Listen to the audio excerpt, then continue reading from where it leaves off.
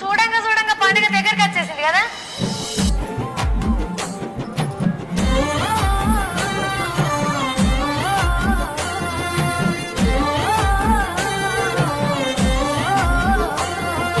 పచ్చి పాల వెన్నెలా నేలన పారబోసినట్టు పూసెనే గునుగు పూల తోటలు, పచ్చి పసుపు గొమ్ములో పసుపు తీసి రాసినట్టుగా పూచె తంగెడు కొమ్మలు.